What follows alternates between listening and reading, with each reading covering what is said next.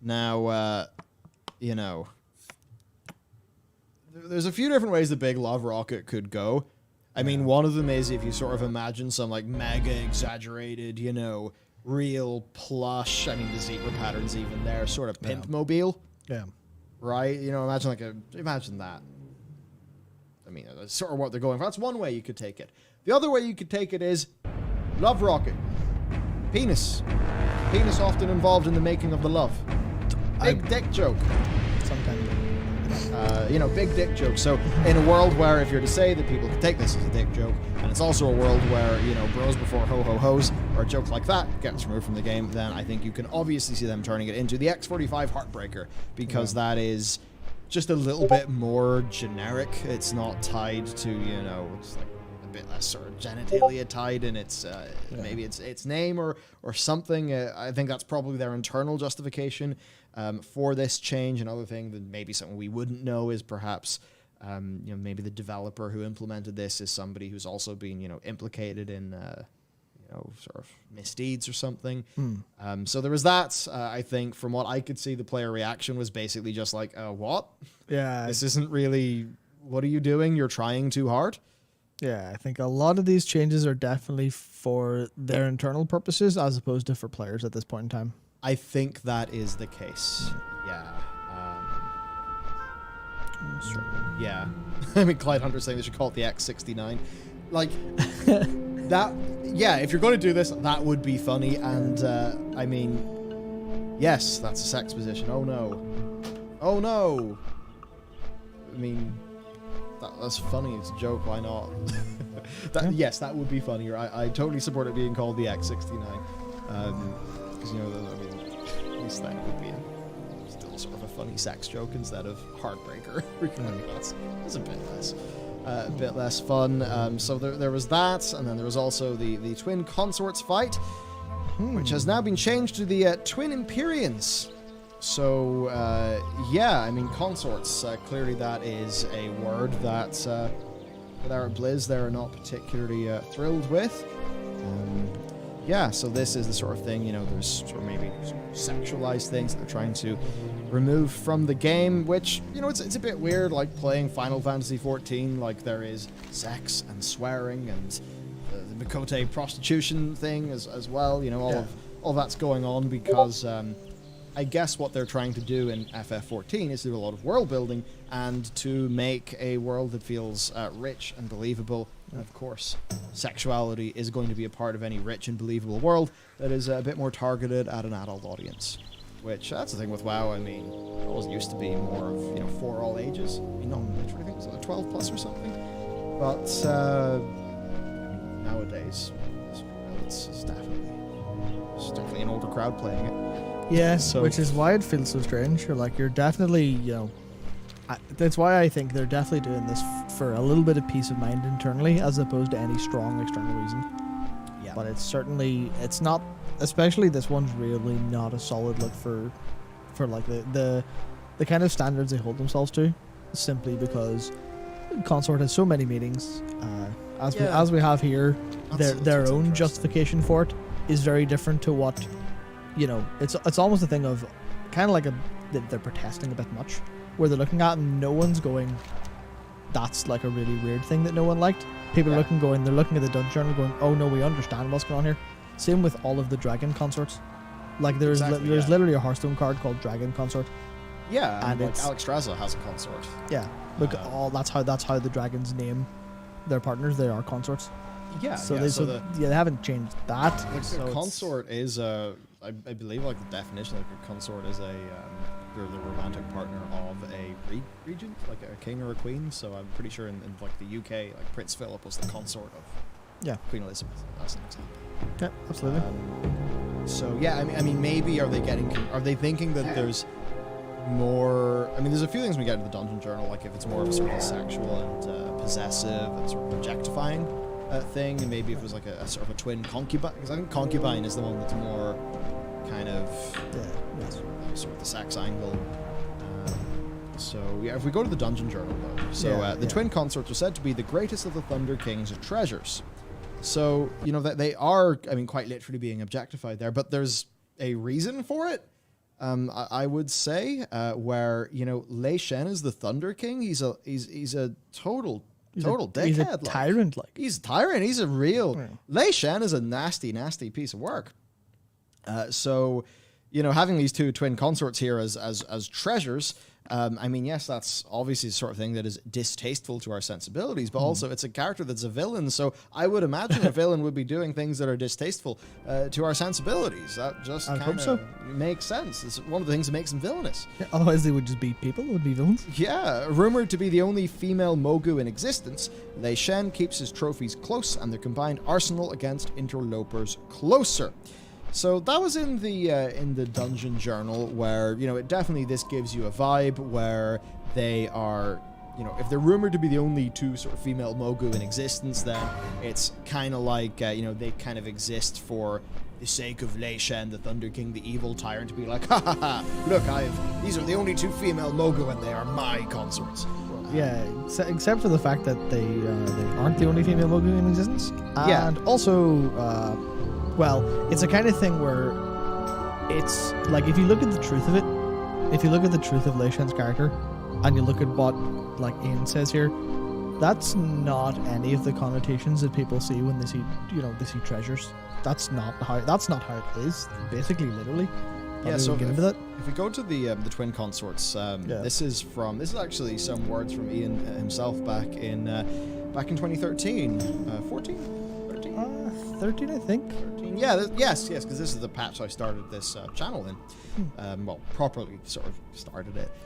So yeah, Ian said, players may have noticed the complete absence of any female Mogu in their exploration of the continent of Pandaria. Players who look closely at the celestial twins will note that they seem quite literally carved out of stone. So this is where the sort of lore comes in. Indeed, these were specifically created by Lei Shen and empowered to serve and guard him.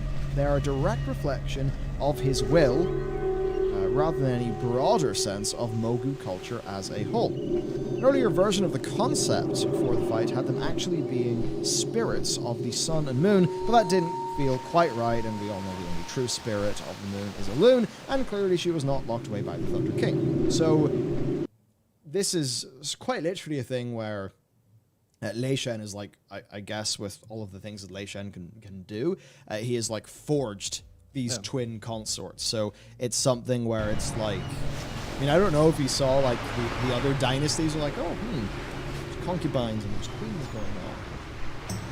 Interesting. Shall I have, shall I have that? Yeah. And then, you know, he goes and he sort of makes it, and it's a sort of thing where you're like, okay, so, I mean, there's one where like, did you just go and make 2 sex slaves for yourself there, big man? Which, you know, would be a thing that would be fitting for an evil tyrant, but also we don't actually literally know if that's even a thing, because you know, Mogu's work. Yeah, well, I mean, they're made of stone. Yeah, so yeah. I mean, they're made of stone, but also like if they're empowered to serve and guard him, from the prospect of what you would imagine of a tyrant king, that wouldn't be the idea. Yeah, that wouldn't be that doesn't fit into any of Lei Shen's MO, as far as we understand it, unless people are wildly casting, you know. I was going to say wildly casting accusations, like don't falsely accuse that dictator things you didn't do, but you know what I mean. It's the idea of he is focused on militaristic might, to a single-minded degree. I think if you look at he's got guards and go, well, I know what you're at, Lei Shen. That's maybe don't project quite as much. If you get what if you get what I'm saying, I can kind of understand how you think away, but people would say, like, if they are just guards, then, you know, why did he make them in a female form, like as an example?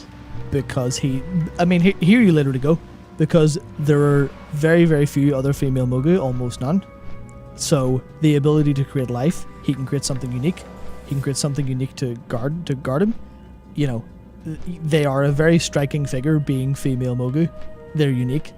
It's the same. It would almost be the same idea as just having anything unique for a king, for the character in a way. Yeah, you're like, oh well, holy shit. He made the only 2 female Mogu around, and they guard him. So if we go anywhere near him, we'll be killed. That's a pretty strong sense of status. And if you're trying to think of what a villain's character would be, based on what we know of Lei Shen, based on how he goes about, you know, subjugating the entire of Pandaria, kind of militaristic, certainly fits the MO more than more than the Black Temple Den of Mortal Delights. He didn't have that. They're in a big empty room, standing there waiting to kill people who come by. It's not the same thing. Yeah, I think then the thing that maybe, perhaps this is something where, because I believe it was only after this that they added female Mogu into the game. I believe so, I think so. Now, are they Stone Rod, or are they like Mogu? I don't actually know. I kind of forget exactly, so it could be a thing where they added them in, and then like retroactively they felt weird about the way that this was portrayed or something. I mean, overall, it does seem like this is something that just about nobody cares about, and maybe people just see it as like, Blizzard are trying too hard. And then there's a lot of people who are also saying like, oh yeah, well they're changing all these things in the game, but they're not really fixing their internal issues, which I can totally understand somebody feeling that way. The only thing is, I mean, the literal sort of, developers, they're not really going to be able to fix those big issues, right? So it's kind of, one doesn't really come at the expense of the other, and I think in this case the other is definitely going to be stifled by it being a big company with a lot of incentives that sadly don't always align with what's best for the workers, which is bad for them from just a basic moral perspective. Then it's also bad for the players because, well, it's the Marty O'Donnell quote, right? The developers of the Golden Goose, treat them well, they'll continue to lay golden eggs. So if your developers are existing in a little bit of a hellscape, and then you're like, oh well, why aren't the eggs golden anymore? Oh, we've scrubbed the gold lining off the geese and fattened it up for foie gras, and now it's all horrible, or something like that. Yeah, I mean, like, I can completely understand the motive for changing it. It's just kind of, it feels, as a player, it just kind of goes, what are you doing that for? Like, was there something wrong with it? Because if there's something wrong with it, then we're going to look at all the other things similar and assume there's something wrong with that. But if they're changing just a little bit here and there, it kind of feels like, I don't know, because obviously it's likely well-meaning on their end. It's just like, what's the point? I mean, there's no reason to be annoyed by it outside of the fact that, is there a potential chance that this will soften the game where you've got a Tyrant King who's allowed to subjugate an entire realm, have that whole story of rebellion that that let's not beat around the bush, closely mirrors real life in more than a couple of situations. And then they're like, oh, good luck, he wouldn't be unreasonable towards women, that Tyrant King.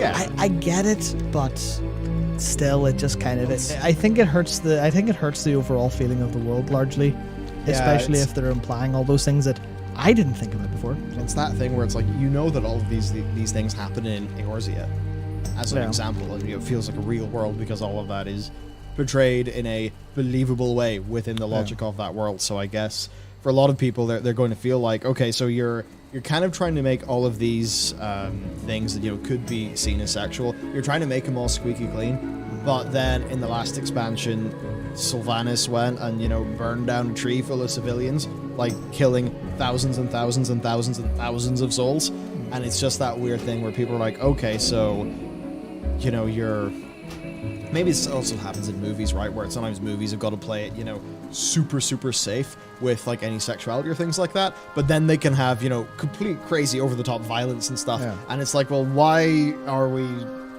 what's up, right? Some people feel weird about that. So yeah, it's, I guess, that thing where it's like they're softening all of this, but their story as time goes on really is beginning to feel like a 14-year-old read Nietzsche, and is just kind of doing this modern edgy arc that's all shocking and oh, I will set the world free, or I will set you all free. Azeroth is a prison. You're like, oh my god.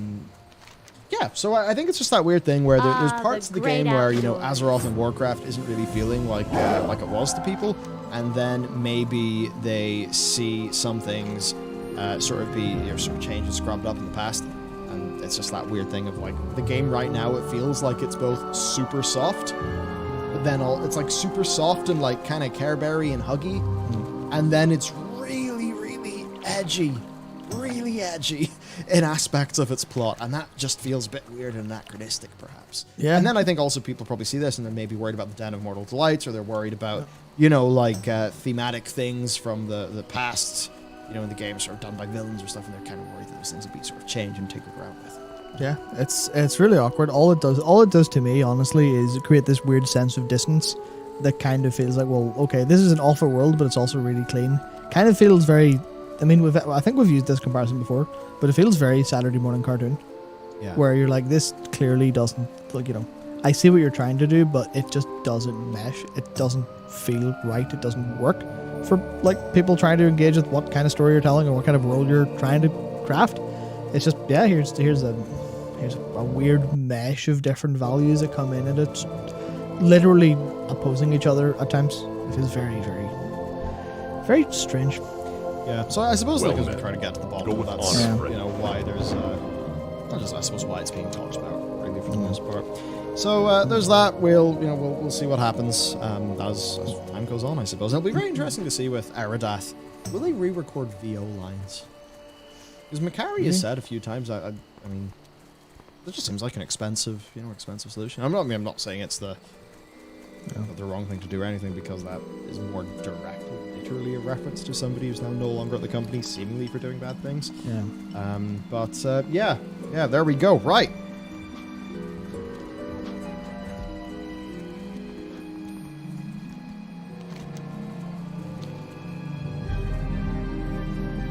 Actually, there are more good things to talk about.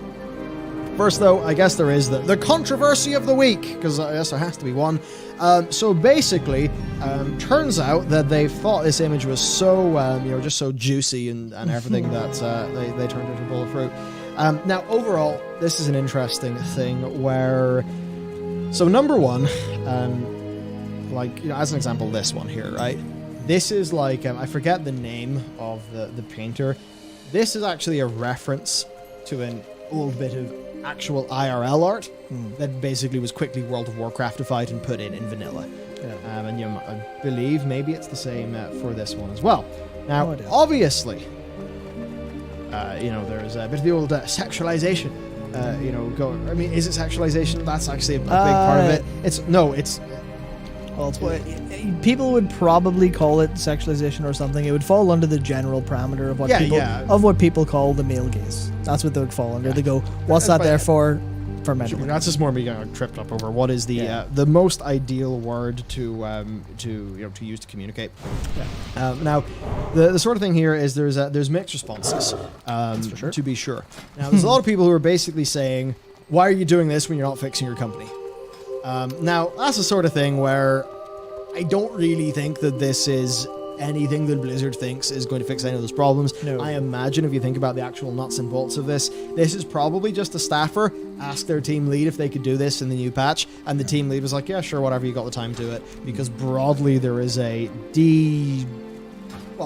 some sort of desexualization of things in the game, and then of course this was picked up.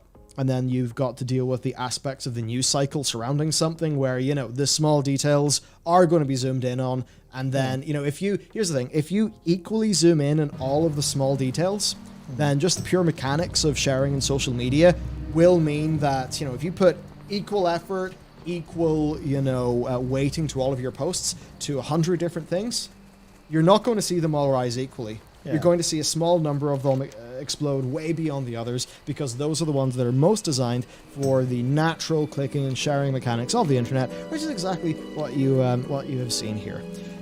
So that's basically that. It's the sort of thing it's just a part of it is where it's just really fucking funny, where she's being turned into a bowl of fruit. That's really funny, Grim and really funny.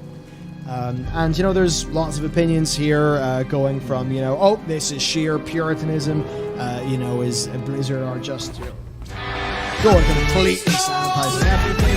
There's then people saying this is good, this might make staff at the company or whatever feel a bit more comfortable.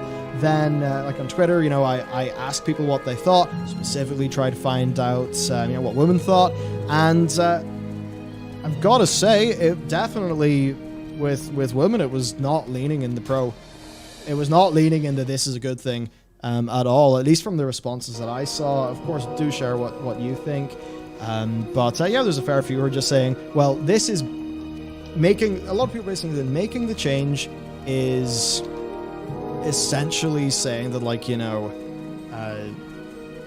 guess it's like making the changes, based on, a premise of, women as sexual objects. Yeah. So then you're removing that, which to a lot of people is well, hey, I'm a woman, I've got boobs, I actually quite like my boobs, and, you know, maybe if they're not like cis or also, and I'm actually, you know, give me some of the bobba. Of course.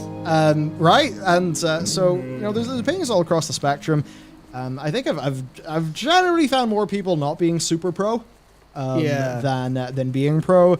Equally, I also don't particularly think Blizzard intend this to actually fix any sort of crazy big problem. But then there's also other things like, you know, if you're going to remove something called bros before ho ho hos, then I suppose you do also sort of think like, you know, surely is the correct response not to have more jokes in more directions. You know, like, why not have some sexy men?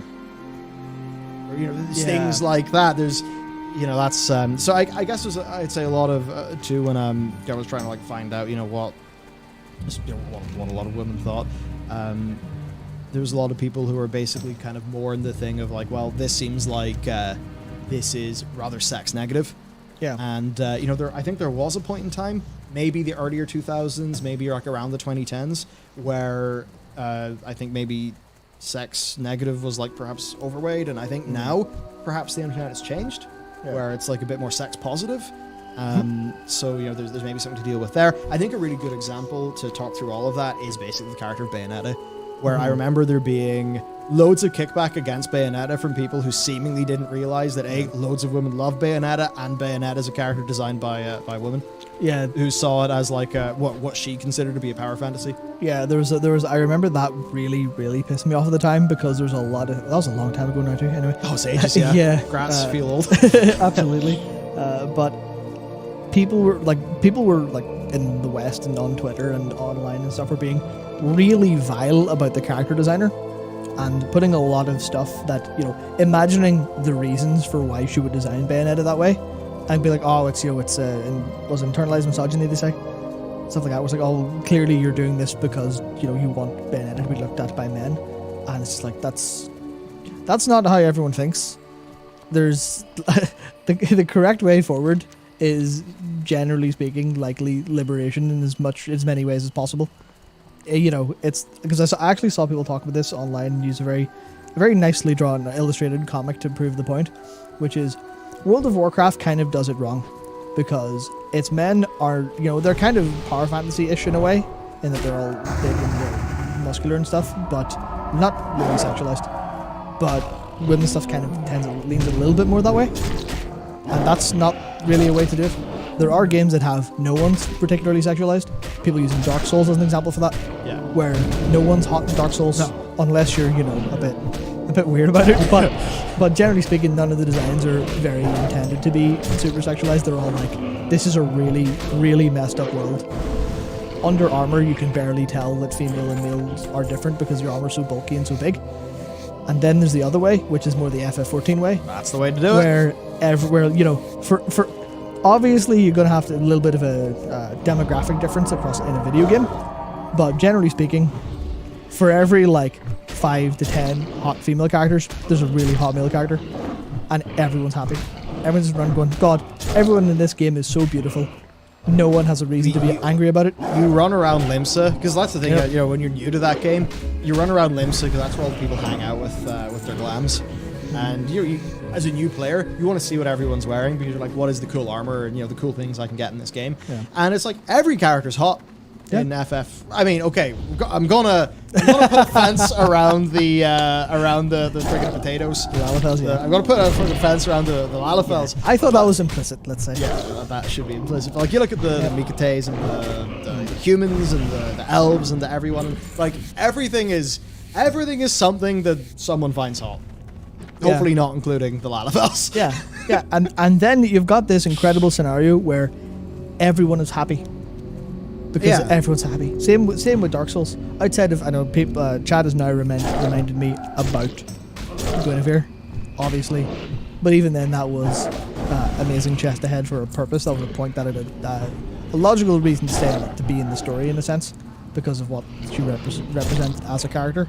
Which is the fun thing about doing things like that. Anyway, kind of like, I guess, Aphrodite and Hades is an example, where you're like, actually, Hades is another example. It's not Eastern, where everyone in that game is exceedingly hot, and as a result, everyone on the internet is very happy about it all the time, and people just love all of those characters being really well designed, and because they're gods, then they're the paragon of people. Of course, they're going to be hot.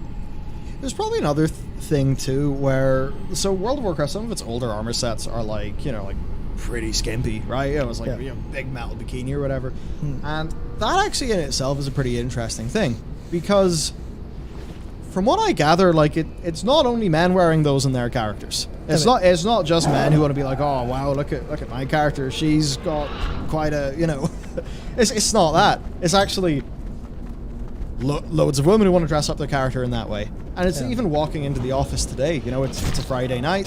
The students are all in town because it's Freshers Week, and I mean, look how people are choosing to dress themselves up. It's not in full battle plate. I mean, which it wouldn't be. We're walking down the street, but maybe it should be. It's. I mean, if you're, some of the scuffles are going on Belfast, maybe, but if you're, sort of going out for a night in the town. Perhaps people are happy enough having gear that is like that for their character. Now I guess it's a bit tricky, because then if you're going to do that for a male character, it would kind of just be a stretch t-shirt, because basically IRL, most men have no style. Of course, yeah. Which doesn't really work, and then people think about, okay, well, a metal bikini, and they sort of think of like older male gaze things, but that's quite interesting when it turns out it's actually not only men who are into putting those things in their characters. So then how do we respond to that? What do we do? And I'd say, put the Night Elf Sentinels in the like super skimpy, booby gear, and at the same time, what did the male Sentinel gear look like in the Darkshore campaign and last expansion? It was the male version of that. It was the male version of that, and it was appropriately skimpy for a male character, right? So I think that's more the response. I don't think it's as much to cover things up. I think it is to to open it up to everybody. Let's get some more sexy men going on. Let's get more ways for male characters to be, dressed up and customized that are not just the super traditional male power fantasy. Look, I don't exactly know how to sort of, people talk about the male gaze. I don't really know how to female gaze a male character. Maybe that's people in that perspective, what you want to see. Yeah, well, that not to be super heteronormative about the whole thing, of course, but like, if you're going to accept that people do like the more scantily clad gear in World of Warcraft that generally speaking is only available in female characters, then I would say, if people want that, well, let's work out and get that for male characters as well, and just open up to everybody, so everyone can get what they want. Because at the end of the day, just put more options in, let people choose the thing that appeals to them. Yeah, absolutely. And there you go. I mean, hey, at least, Moonguard will be pretty happy about it. We'll be able to put more things on. Yeah, I mean, the question is, what is there to lose? Because this is upsetting people, is making some people happy. It feels like kind of a loss-loss. But if you just go, okay, everyone's really hot all the time. They have all the options to be whatever they want to be. Within reason, of course, because you can't just say, make every form of armor possibly available for everyone immediately, because there are production issues. Where like, okay, you can't, design a load of stuff and just implement it, but I think there is a direction I think we generally have to go in as a community who play online games, and kind of think about inclusion in an ultimately positive way, where it's like, make everyone happy.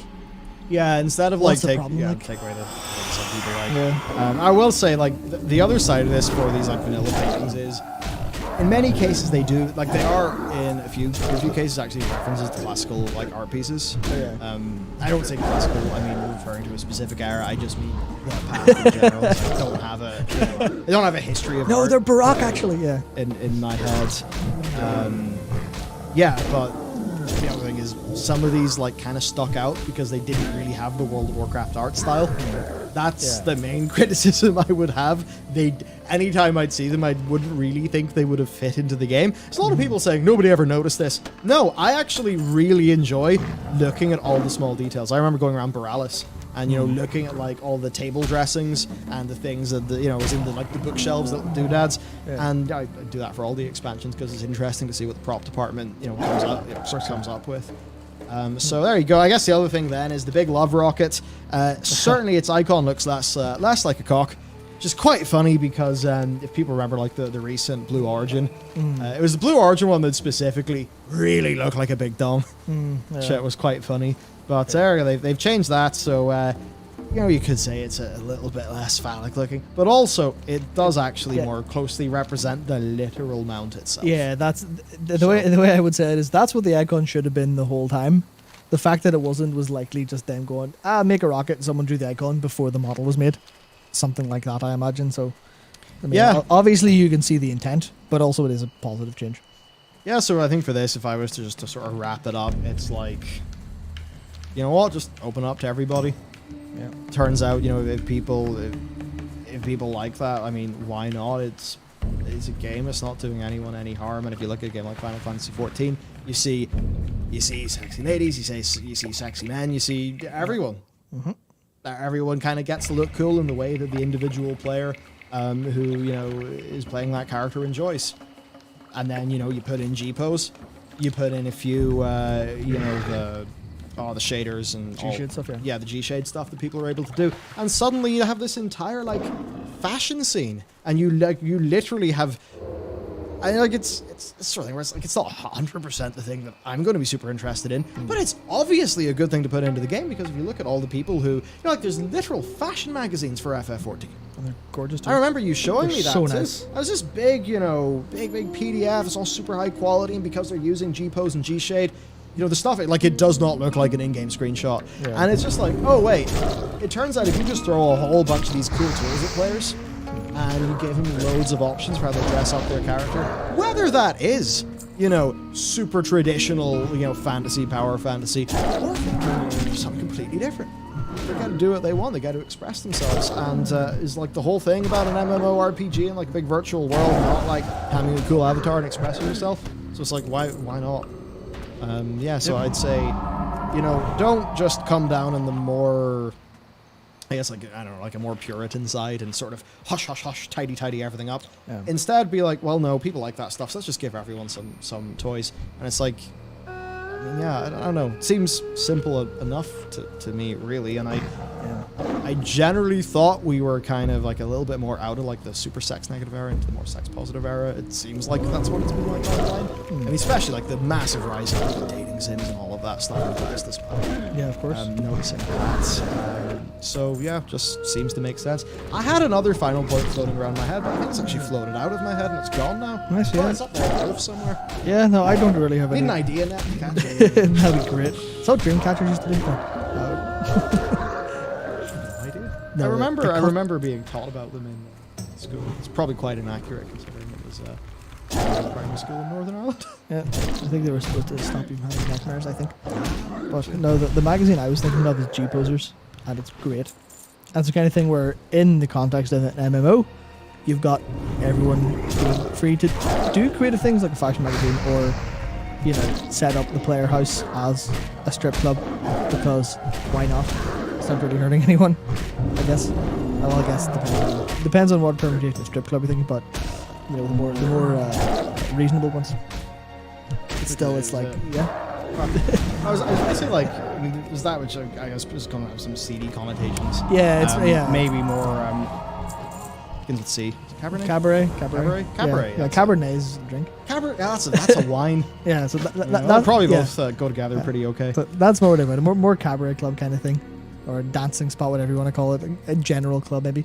But I mean, it's great, and that's the thing. People are fully ready to do that. I, for one, would never put my character in anything that isn't particularly well covered, because that's just how I think about that character overall. To the point where even putting sometimes there's leveling gear I was like, I have to glam that away. That doesn't look right for like how my interpretation of this Warrior of Light is. And the fact that there's like an internal consistent logic there is just strong. And other people can do different things, and it's great. Almost as if freedom is a good thing. Yes, I've caught it. I've got my idea and caught it back. And I think it's just more the other explanation for this is that this is all art that is going to have emerged from an era of Blizzard Entertainment as a company. Yeah. That a lot of current Blizzard staff are, given everything recently, obviously not going to be particularly thrilled about.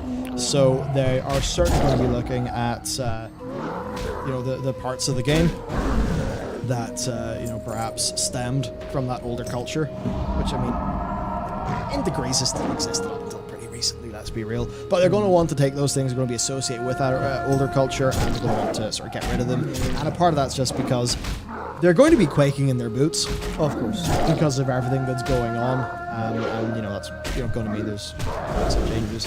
Ultimately, it's not the most important thing in the universe, because it is, in fact, some tiny JPEGs from the past. Not to say that they're JPEGs. They could indeed be another compression, another image format. Of course. Probably BMP, I don't know. Got to be accurate, That's anyway. Yeah, there's that exciting, fun topic.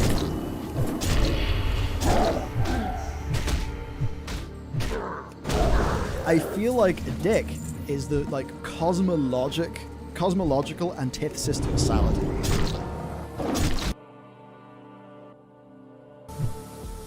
There is one superhero that I actually would not mind covering as a part of the news segment, though. Yeah, go for it. It's from RazorClaw999, who said, "What are your thoughts on the Asmongold's twit longer on the community negativities that's going around the gaming world?"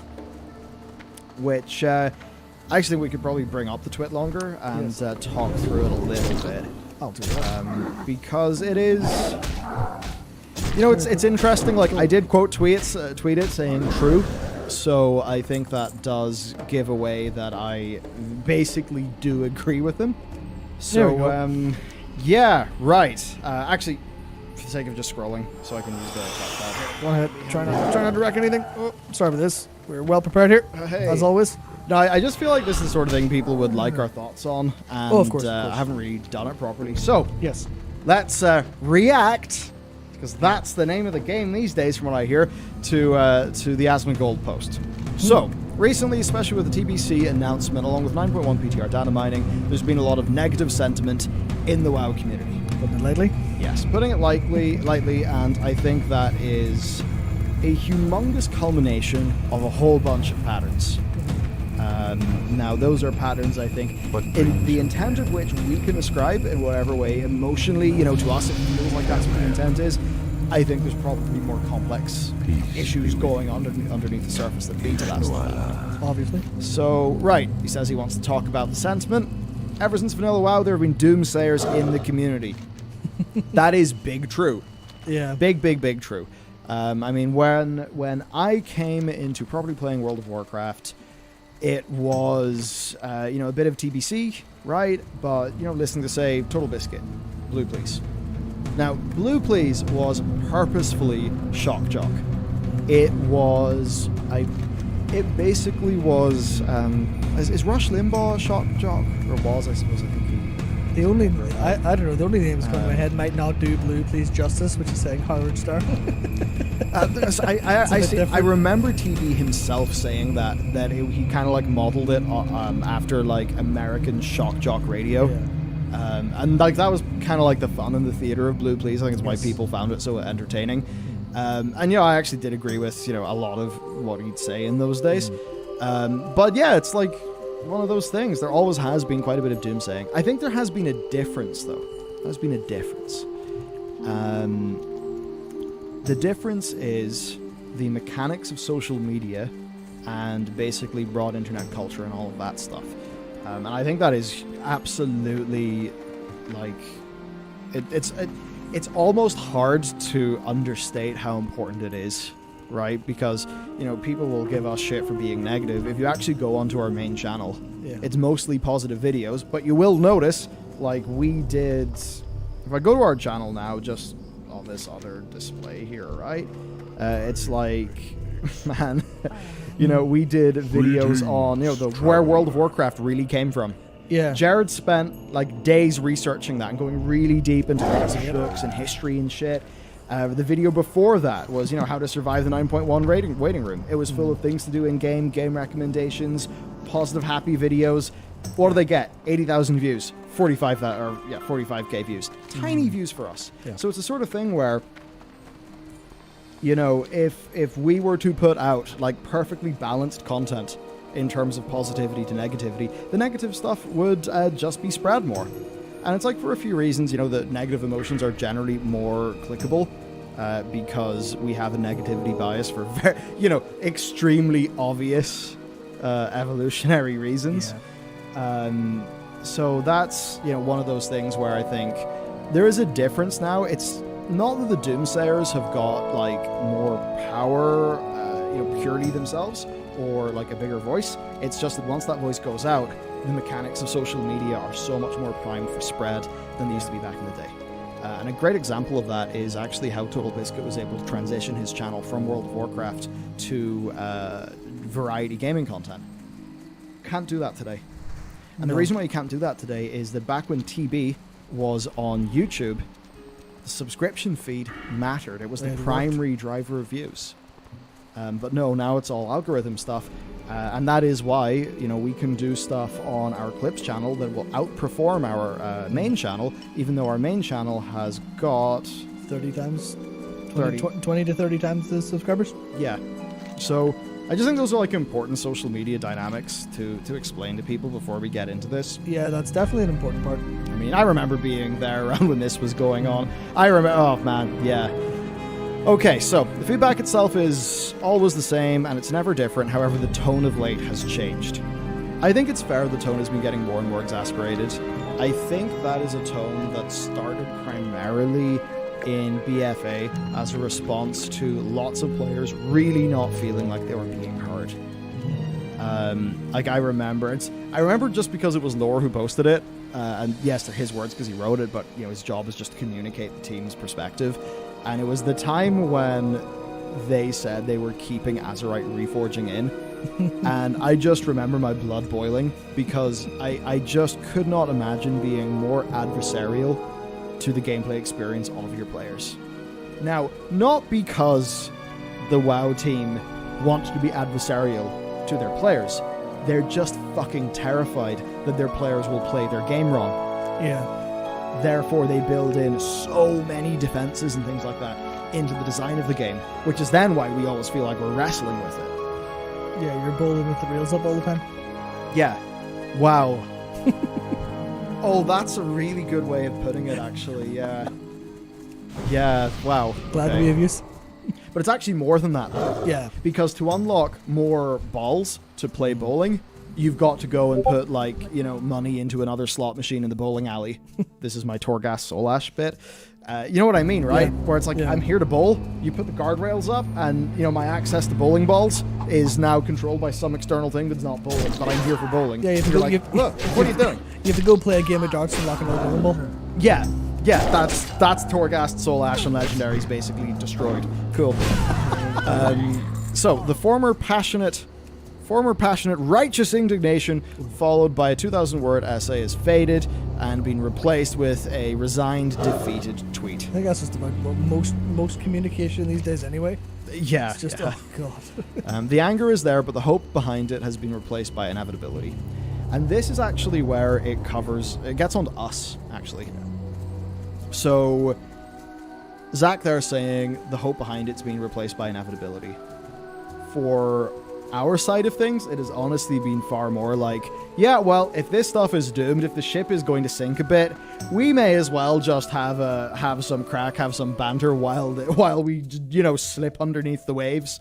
You know, yeah. I don't want to go out like Leo, right? You know, it's all, you know, we're just on a plank, it's all mopey, there's some sad music going. No, you know what? If stuff is going to go to shit, why not just have an absolute crazy mental fun time about the whole thing? We'll go to the bar in the Titanic as it's sinking, crack open the expensive whiskey and go to town, like. Yeah. So it's that thing where, like, I do have little bits of hope.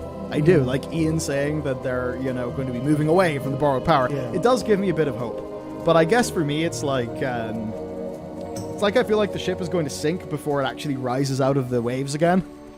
Yeah. Where I think there's just going to be this bit of Shadowlands where, you know, we're barely above water. It's all a bit ropey. Everyone's getting a little bit woo. And then maybe the next expansion is when those things that Ian said in that interview about, you know, less power, stuff like that, when that will come in. So for me, there is hope. And the inevitability, I guess for some people that's been like, oh, it's inevitable that we will not be listened to, that there will be problems. For me, it has just turned into, you know what, screw it, I'm just going to speak my mind. You know, I kind of... That's why I've, you know, not been as diplomatic as I had been in the past. Yeah. Plus, there's a little bit of anger there as well, because it's like, guys, we have been telling you this, you know, these problems for so long, and how have you not understood? Yeah, that's the fundamental thing I feel about it. I feel like it's time to party on the sinking ship. Not because the ship's going to go down and that's it, but the change that's necessary won't actually happen until it's so bad it has no choice but to get better. Like, I do the resources... And I imagine the institutional will is there to make the changes it needs. But it's like it's clear that because of whatever structure's there, for that to happen, it's going to have to, you know, it's not going to bend and then come back. It's going to have to break and be rebuilt, I think. Yeah. That's what the inevitability feels like. I mean, it's a bit like how he may as well have said, you know, the ecosystem of Shadowlands we're happy with. And I hear that, I'm just like, okay, I mean... I get it. You can't just go and say the thing that your team did isn't that good. Sure, whatever. But he seemed to say that in a way where it's like, yeah, we're happy with the ecosystem of Shadowlands. It's going to be different next time. Yeah, this will do for now. Yeah. This will do. It's out of the bag. Like, what are we going to do? What brings you here? Yeah, like without totally changing a whole bunch of stuff. I mean, it would be hard to get away from how like they made 4 abilities for the Hunter, and I only get to use one for the whole expansion, while sticking with the theme of the Covenant that I like. So, when Warlords of Draenor turned out to be a disaster, the frustration came from a place of betrayal. How could Blizzard do this to us? Why is this happening? That's interesting, because in WoD, you know, we had sort of different experiences of WoD. You know, with WoD, it actually has a similar pattern to Shadowlands. Now, Nathri is better than, I think, Highmaul in aggregate, even though I loved Highmaul for what it was, but that was in the context of Highmaul being a, like, half-step raid tier, not a full one. Yeah. But it's that thing where the first month of Warlords of Draenor, when enough of your garrison progression was still happening, and there was stuff to do in your characters, that was actually felt great. Yeah, it felt like the honeymoon. And it just goes up against that wall. Hit the wall, yeah. Hit the damn wall. And I think in the same way that this expansion has hit the wall. And that's where it's like different to BFA. Where BFA was just a train wreck tumbling down a mountain for the whole expansion, basically. Justin, while you were tumbling down the mountain, you got this awesome view of Nazjatar and Mechagon. And in fairness, the raids... now, the only raid that I properly did and, you know, got curve for and stuff like that was Nyalotha. But from what I understand, like, Dazar'alor is one of the best raids they've ever made. I very much regret not doing that while it was massively, current content, because I've heard the same from everyone else. So it's like usual caveat of dungeon raids being awesome, but from a systemic perspective, big old disaster. And like one with a different feel and texture to the World of Draenor and Shadowlands issues that they've ran into. Yeah, they were less massive systemic mistakes and more, oh, we haven't done enough for you, sorry. Like they felt like production mistakes as opposed to design direction mistakes in a lot of ways. There was some of that for sure with garrisons, with Demonology Warlock and stuff. But speaking of that, this is I think where there's a bit of a difference between, even though the sort of great start, great honeymoon, yes, marriage falls apart instantly afterwards. This is where the difference is. Warlords of Draenor was far less anti-player. I think what I mean when I say anti-player is like... It was far less like... it was far less terrified about what players would do, I think, in a bunch of ways. So, I mean, this is the big thing, Soul Ash and Conduit Energy. So, when Shadowlands systems like Soul Ash or Conduit Energy are coddled along... despite resounding condemnation from the community, the feeling is no longer betrayal. It can't be because betrayal requires trust, and that trust was broken a long time ago. And I think that's the really big thing.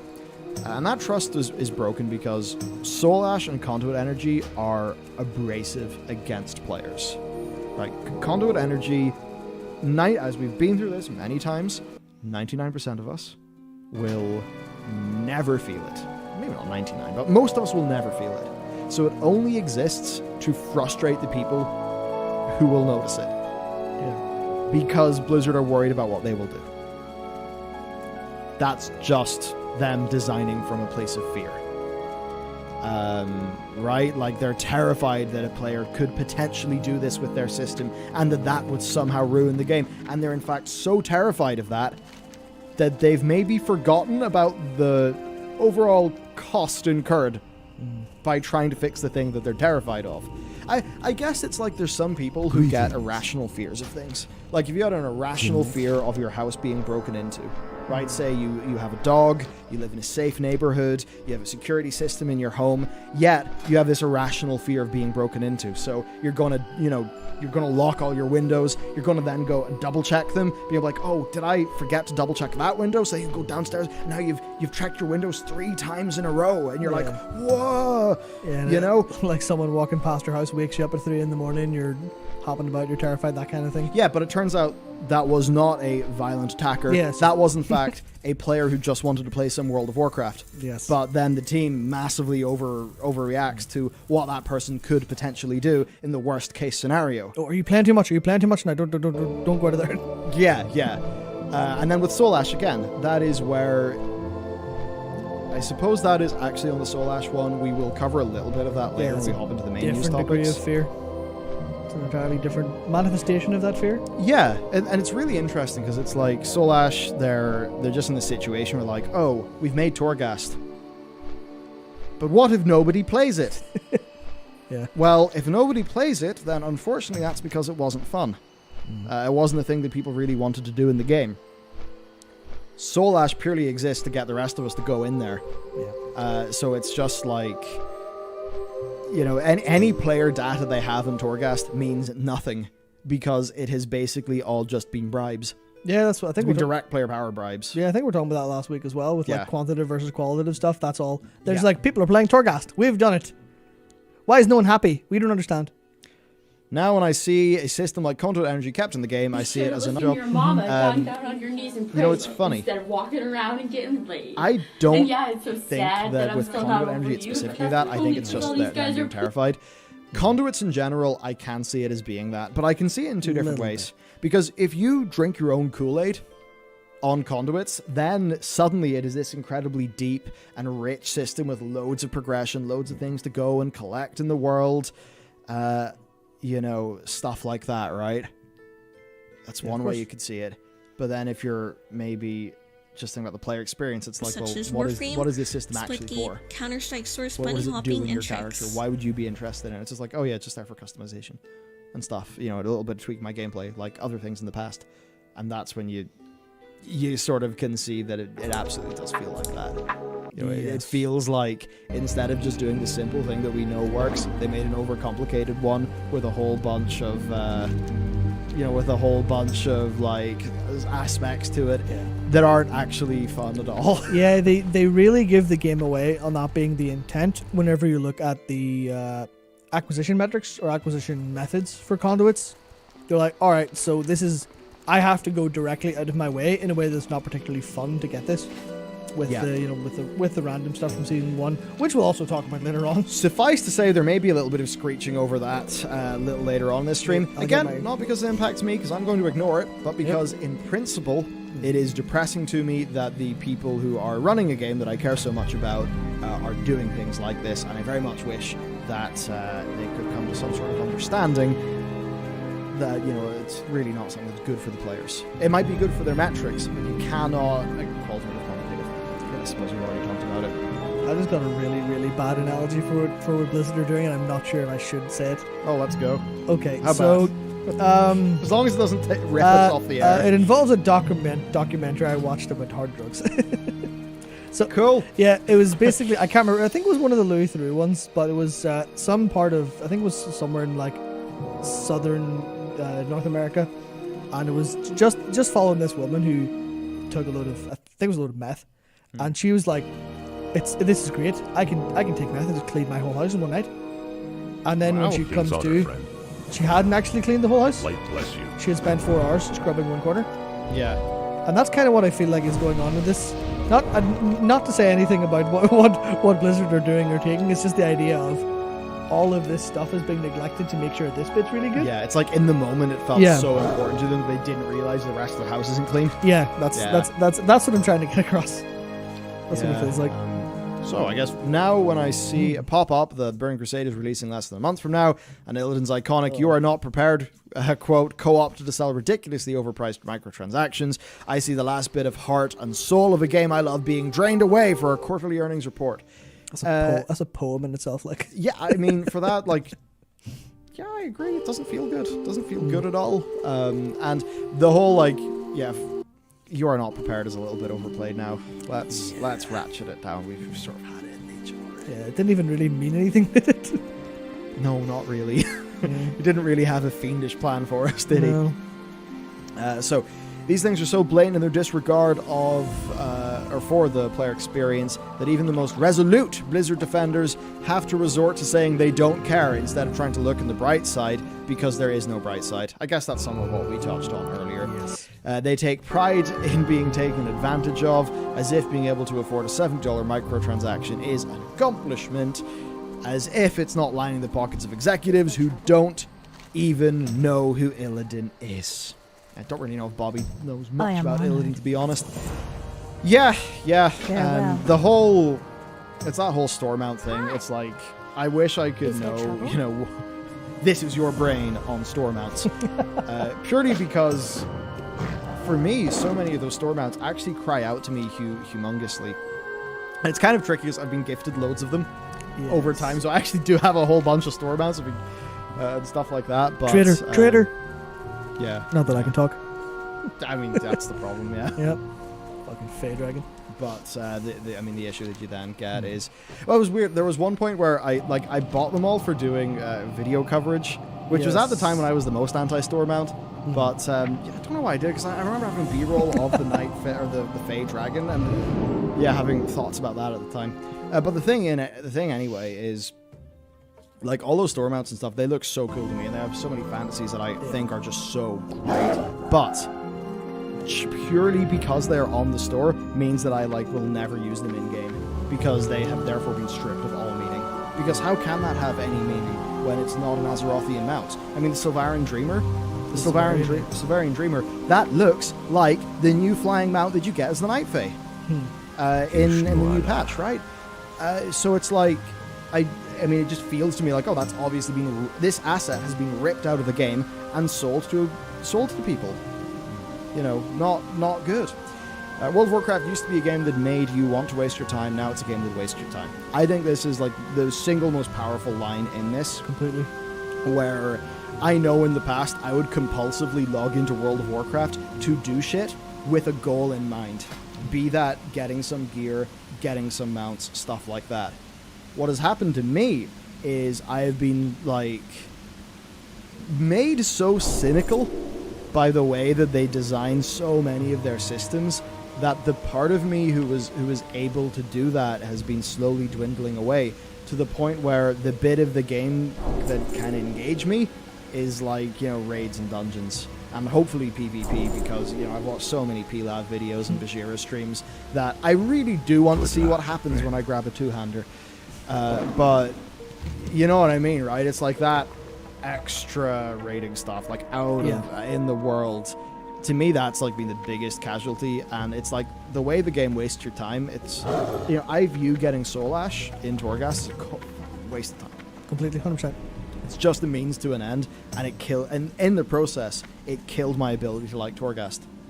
And it's like the buffs that they're doing, we'll get into that soon, like those buffs are all nice, I guess, but it's like you're making the symptoms worse. You are putting in game design paracetamols into your new patch, but you're not actually going in there and doing the surgery needed to rectify the problem. And the problem purely is that Torghast is just a means to an end to get legendaries, and that is not why somebody should be doing Torghast, because I don't play Dead Cells for extrinsic rewards. I play it to progress in it and like to, you know, experience it and to get the new gameplay and the new powers and tool around with the character. They've lost sight of that. Yeah, that entire feeling comes really, really strongly to me through the development of... I'm not going to go back as far as Mists, but it was kind of the same as Warlords to me in a way, where I had such a vastly different experience between the let's ignore BFA and talk about Shadowlands. But the 3 expansions I want to bring up here are Warlords, Legion, and Shadowlands. The experience I've had in Warlords was I log into a character, I do a load of stuff. All I have to do is make my gear go up. Yeah. So all I have to do is gear my character, get the legendary ring, and then, I can do whatever the hell I want. I can go do some mythic dungeons. I can go do, not mythic plus obviously at the time. I can go hop into, it was Blackrock Foundry I did a lot of at the time. This is before Hellfire Citadel. And I was like, man, this is fine. I can do this on, I didn't do it on like loads of classes, but I had like my who are some of your first most time memorable playing a couple of classes that expansion. done? Because I was like, you know what? This simple like loop with no barriers in my way is really compelling. The legendary ring was a bit of a barrier, but it was one small thing that took me to the raids to get stuff. So it's like, I'm going to be here anyway, whatever, fine, sure. And also it was cool enough that I actually wanted it. And then Legion was kind of, it had a load of barriers in the way, but the barriers were really fun and actually fun to engage with. Yeah. Like all of the class hall stuff. Maybe less so in 7.2. Well, the thing with Legion is like, it's like Legion was kind of applying, I'd say, almost all of the wrong ways to develop a shared world game. Yeah. But there was just so much content and so much of the, even though it was maybe the wrong direction, but whatever it was just so much fun that Legion just like powered through its problems. Yeah. By having just a bunch of great experiences that came through anyway. Yeah. It's a case where upgrading my artifact weapon didn't feel like a barrier. It felt like I was doing something fun and interesting because I was getting new traits every couple hours or whatever else. This was pretty late in the day. So I ended up doing all 12 class order hall campaigns and getting all the mounts. Doing a lot of mage tower. It was great. Yeah. And then Shadowlands is like almost the complete antithesis to Legion.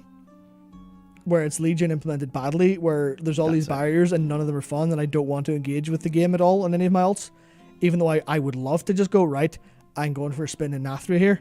I'm like, realistically, to be not even optimal, to be vaguely acceptable to get picked for M+ groups, I'm going to have to do all this shit that I don't want to do. Well, all this other I content. think there's a really good example actually, and it's something that is in my humongous list of unfinished business because I spent so much time getting one of everything to do the class review series that I got so like not deep into a bunch of the progression. Yeah. But you had a great time going and getting all of the class mounts. Yeah, that was incredible. Now, your version of that, I think, in this expansion, for whatever reason, does not feel as good.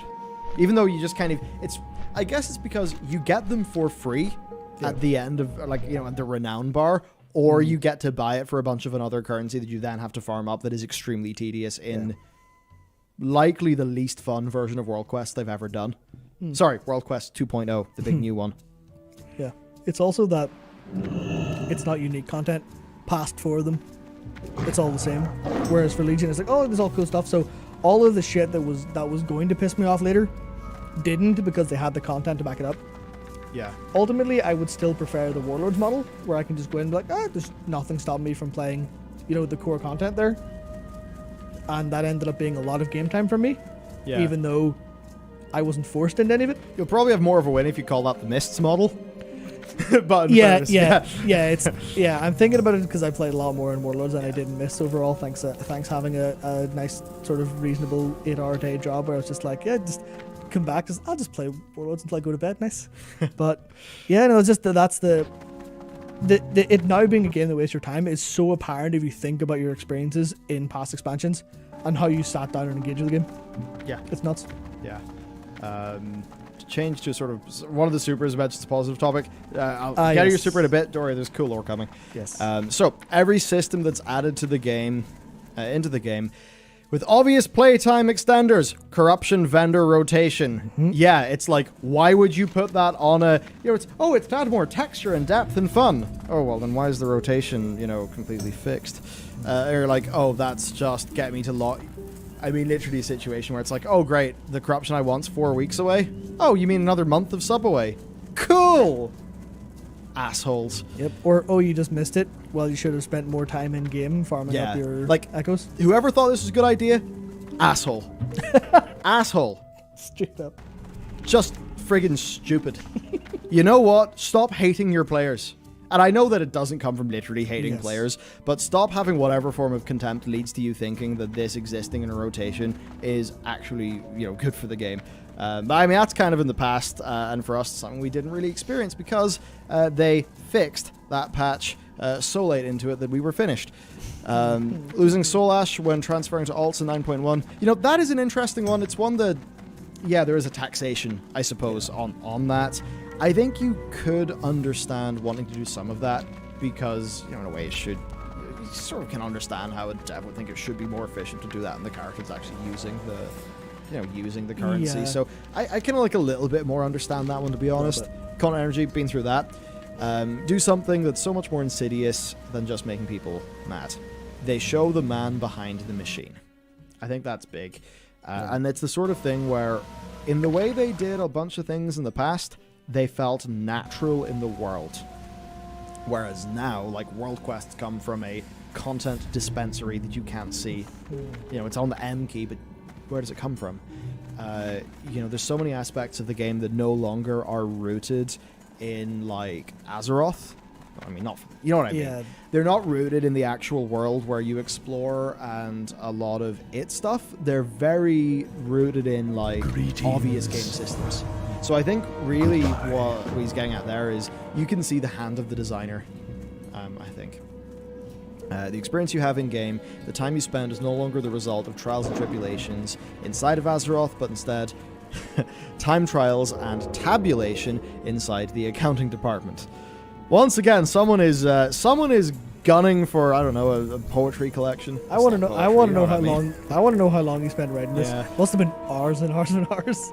And yeah, that's just the thing where, I think a lot of that it's the sort of thing where it's factually not true, but it's emotionally true because it's how the design feels to the people who I guess that design is intended for, the players. Yeah, it's the equivalent of when you open up a mobile game There and you you just go. immediately go, "Oh Jesus Christ!"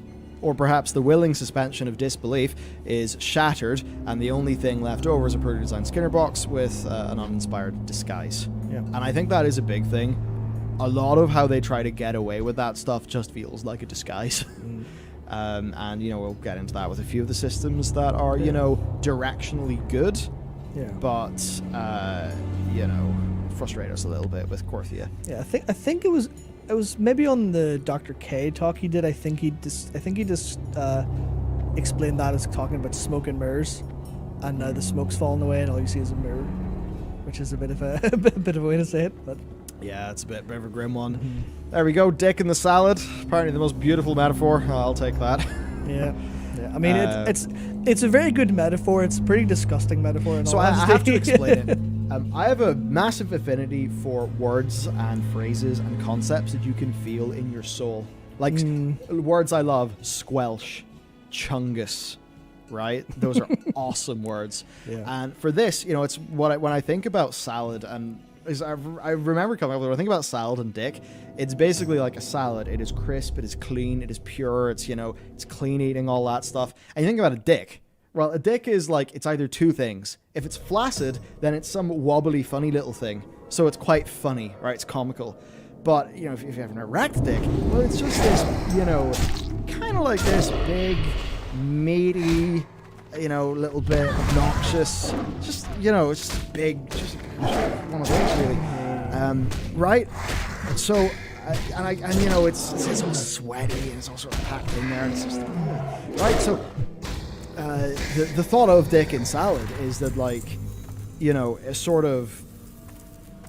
I feel like a dick is the, like, cosmological antithesis to a salad. And that is why there being a dick in a salad is so much of a problem. Yeah, you've got you've got fire, you've got water, you've got dick, you've got salad. Yeah, we need to get Chronicle out here and work out where dick and salad are on the chart. Oh, good. So just tuned in. You chose a good moment. Sorry about that. Check the clips channel for context later. And then the other part of it is, if there's a dick in the salad, but you came for the salad, so you don't want the dick, then you have to eat around the dick to get the salad. Then the problem is the salad can get a little polluted by the dick. And then because you've got to fiddle about it, like your whole salad eating experience is just being ruined by this dick. And then the problem is, why did you eat a salad? Well, it's because you wanted to be clean and fresh and, feel all like, oh yeah, I'm eating a salad, but there's just a big dick in it, big sweaty dick, and you're like, I don't want that. So that's why dick and salad is, I think, such a, yeah, I don't know, such a deep concept. I mean, I think it emerged out of the Big Bang. Out of the Big Bang, just flew out of it a dick and a salad.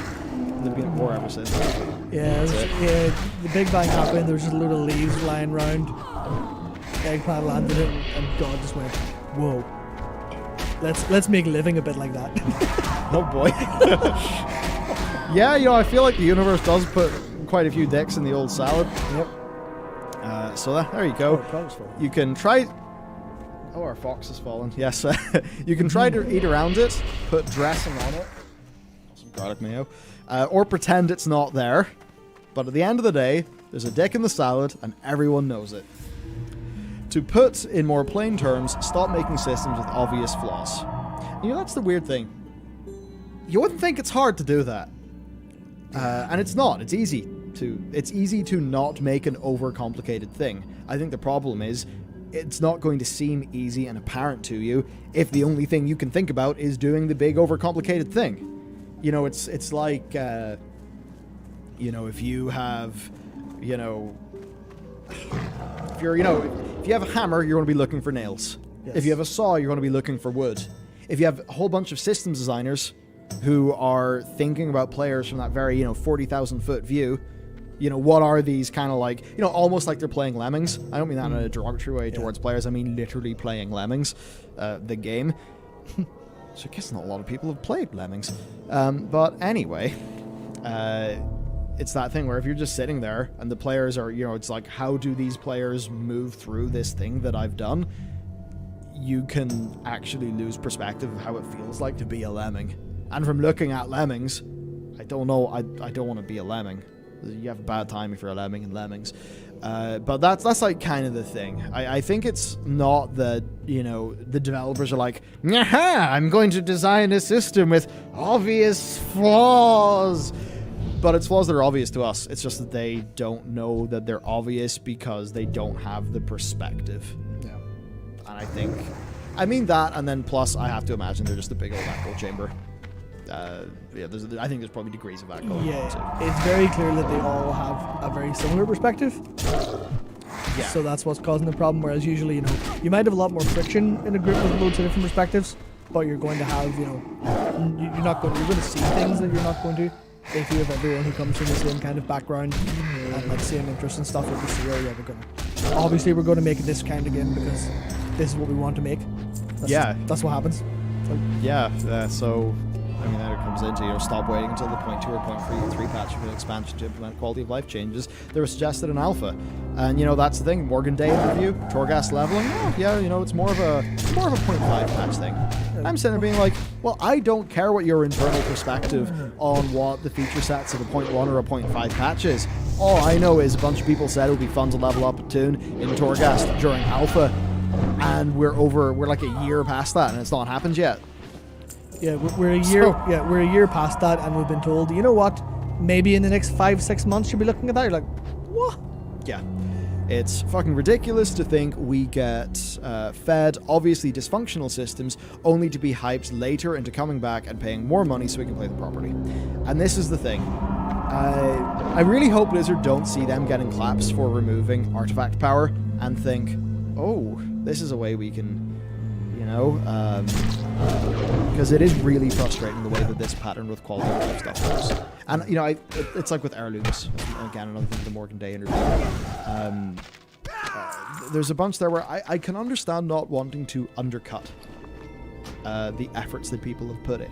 And then maybe that's why you want to wait in quality of life. But I think there's a difference between quality of life and usability. And I think usability is a better framework to think about it. And a whole bunch of the things, it's quality of life and speed ups and catch ups in sort of one context of World of Warcraft, which is that it's a role-playing game with progression, so it's like maybe you, if you're playing like any other RPG, you get your one character up, and if there's a whole bunch of time skips and things that basically feel like cheat codes, then it's going to really devalue the experience, both for your main character and also like in general. But then the problem is that they're designing World of Warcraft a bit more like Destiny, where it's far more of a endgame instance content driven game. And I think that's the thing where their designs clash, and it's just very hard to know exactly what they think about those things.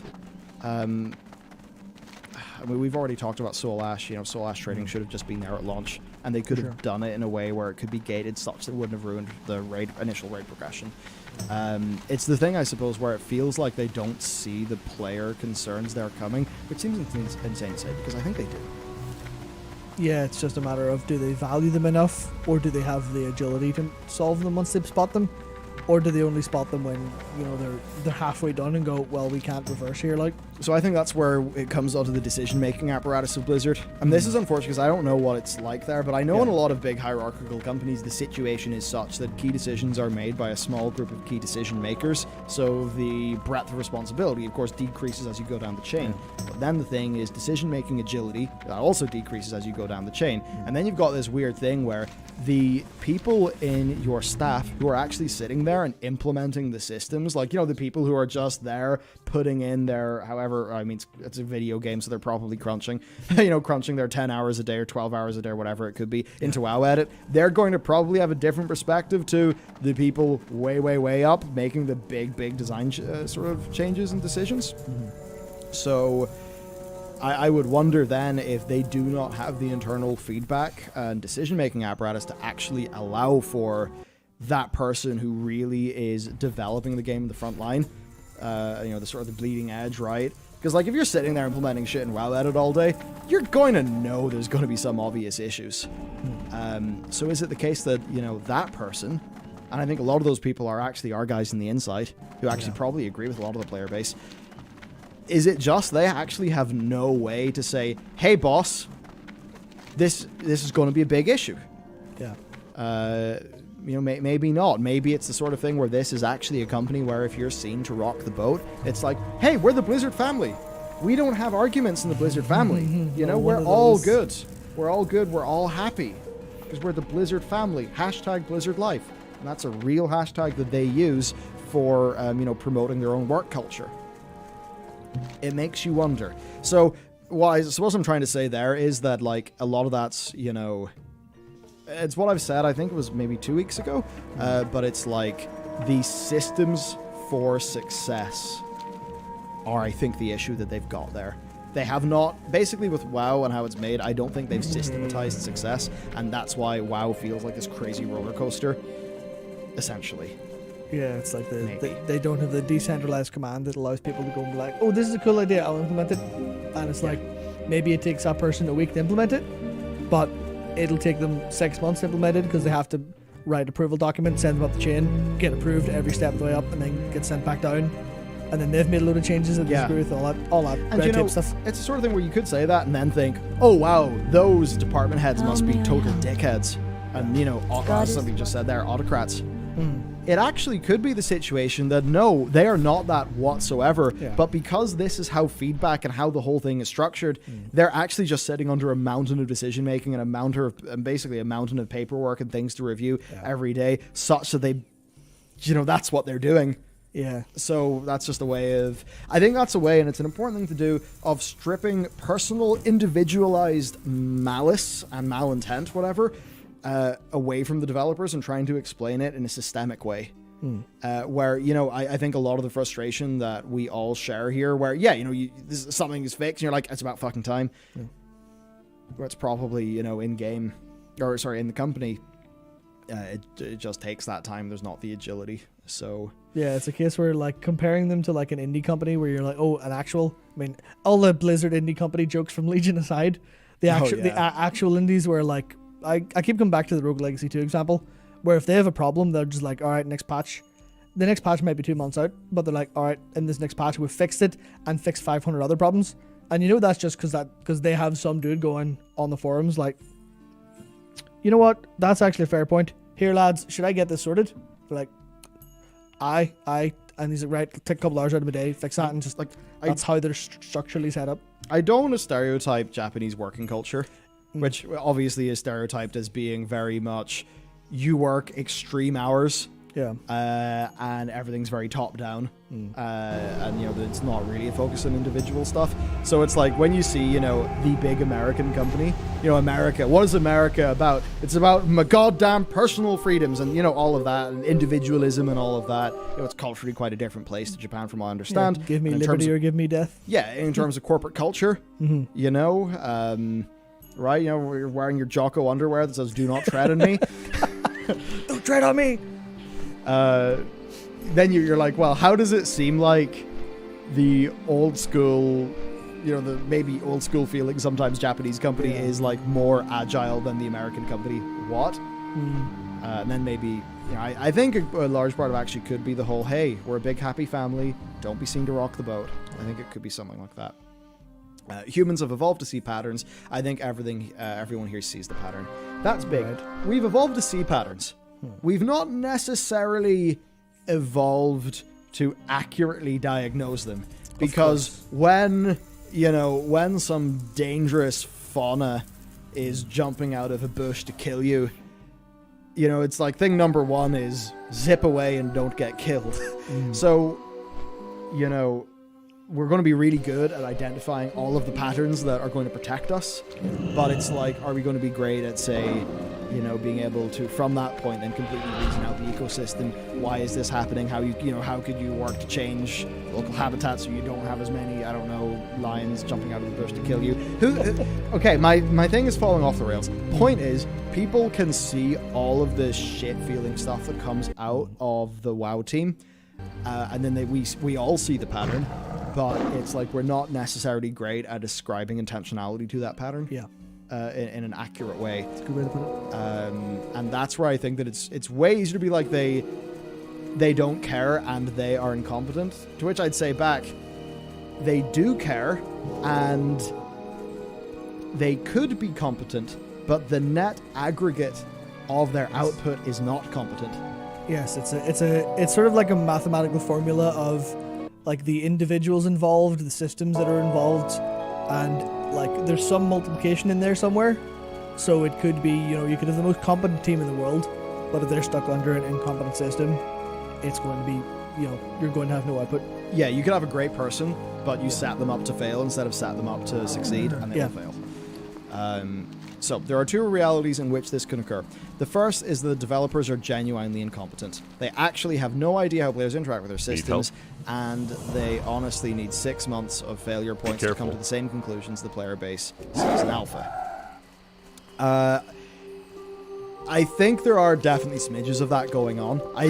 As I said, with all that systemic stuff, I don't think that is I don't think that's the body of it. I think there is little bits of there where, they could be competent for a different. Actually, no. I think about some of the things they make. Maybe it doesn't actually work for really any game. Yeah, it's the kind of thing is like maybe they're not incompetent, like individually, if they were given the time and space to make things. Maybe they are making stuff that's incompetent, and I guess this is part of the product systems, but they can't see what's going on, or like they can't like intuit the problems that are going to come up with it, because as soon as they're finished it, they don't literally have the time to do that. They're like, oh, I need to get this done next thing straight away. So they don't have the time to actually figure it out, because it does take time to think through that stuff. It's not always super apparent. We kind of have the luxury of like sitting and playing going, ish. Yeah. Yes, ish. I think that their fails have actually been so obvious recently that I don't think it takes time. I think that you could solve most of World of Warcraft's current problems in 1 to 2 afternoons. Like in terms of working out the design intent, you absolutely could. Yeah. So here, the second reality is that they're doing this on purpose. They intentionally withhold quality of life changes and obvious improvements in order to artificially extend game time and boost performance metrics without actually having to create new content, but instead just making existing content take longer. I think a lot of this is what gets measured, what gets managed, internal milestones, internal metrics, where, it's like, if you have one button or, one graph and you see where that graph has got to go, where your boss wants it to go, where your performance target is, you'll make decisions that are based around that. Especially then if you, as the decision-making person, as we covered earlier on, if the person making the decisions based on those metrics is not like super, sort of close to the Football. ground, right, on the game, then My the quarterback is actually getting his ass beat right now. Like, absolutely getting destroyed. Okay. However, the other team, where I have a running back, is absolutely running over them. So I'm very conflicted right now. I just need 2 more points to be in the lead. But the issue is, the person I'm playing against also has someone else on the winning team right now. So I just need that person to never touch the ball. And we might be okay. But if I lose this week, I'm ending it all. Like, Nice. Nice. that's all I can say. Also, hello, Walks. What's that?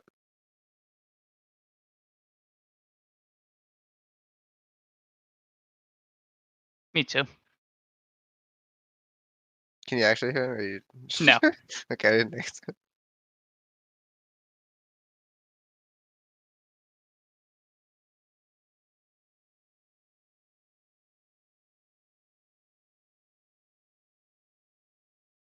I hear ping.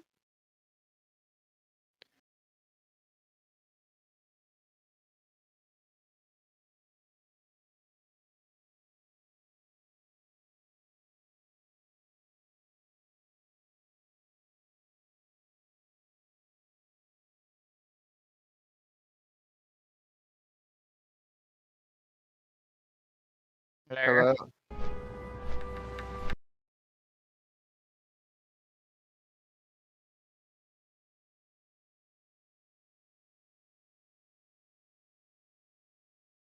I'm finding this girl on Tinder. And she's just not giving me much, man. Just do what we do up here. Ghost What? people immediately. Yeah, she's kind of cute though. No, she's responding. But it's just like, So, okay. Hey, I was about to say, there's a difference between responding.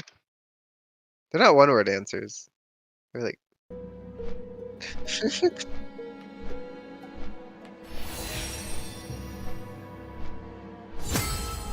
the latter. No, I know how it works, Waka. I'm not stimping. Oh yes, please. Oh, I'm ready.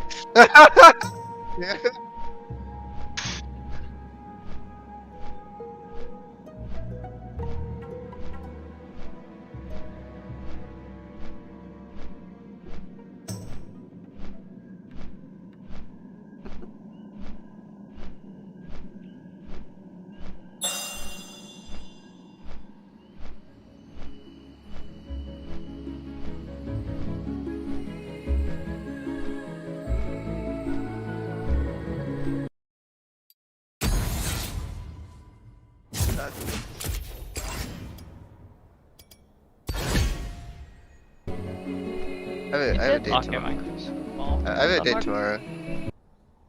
No, this girl. You gotta keep your options open.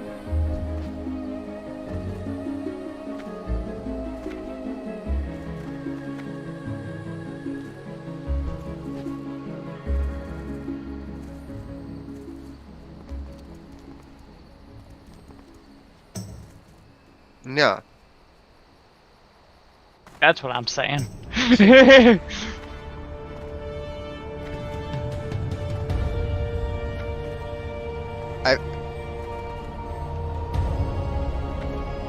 People do. I'm not just.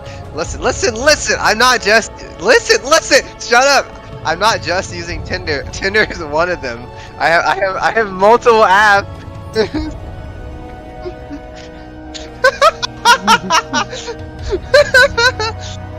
No, I'm just. Listen. I have multiple apps. Tinder is just one of them because I get the most likes on Tinder. Be careful. Pretty sure my Tinder is shadow banned because I don't actually pay attention to it. Oh, you're ugly. I am definitely. That is. I couldn't handle it because Jesus spoke the truth. I made a meme with that about a. Yeah. Wait, what? I made a meme about that, but with JavaScript. It was great. I hate JavaScript. It's okay, a lot of people hate JavaScript.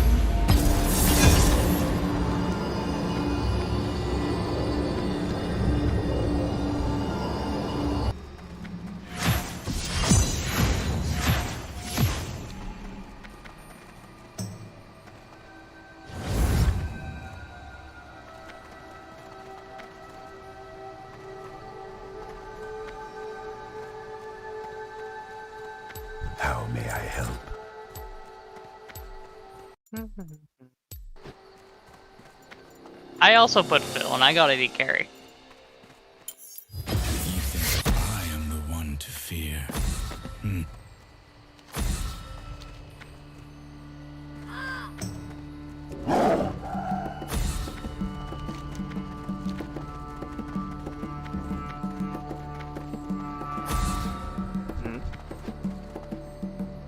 Then eat your food.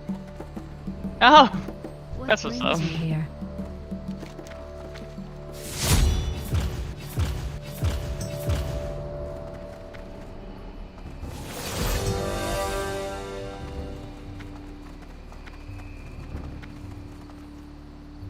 He just wants money. I am honored. When you say used, Good luck, is it friend. like what did you used to play? Is it just the USED, right? Yeah, okay. I don't know why that looks weird. It does look weird. It feels. What did It you, feels what wrong. did you used to? Yeah, it seems. Yeah, I don't like that. So you used to do something. So I used to play this. I used to do that. No, like if I said, what did you used to play? Well, yeah, you could do that. But I already sent the message, so. Trust nothing but your strength. Uh-oh, cringe. Cringe. Okay, beautiful. My quarterback remembered how to play football.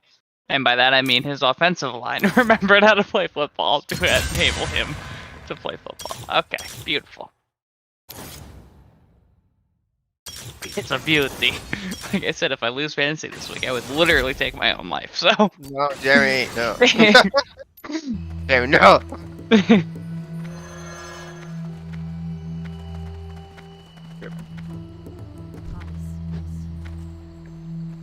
I am honored.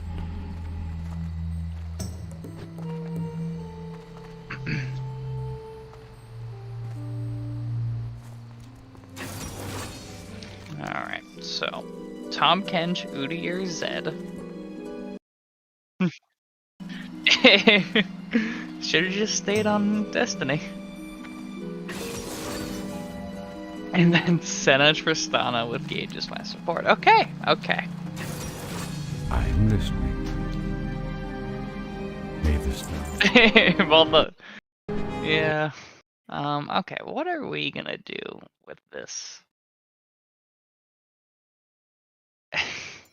I don't want to play Sipper.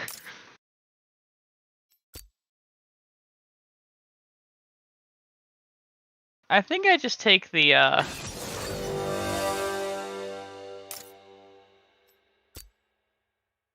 think that's just the correct answer, though.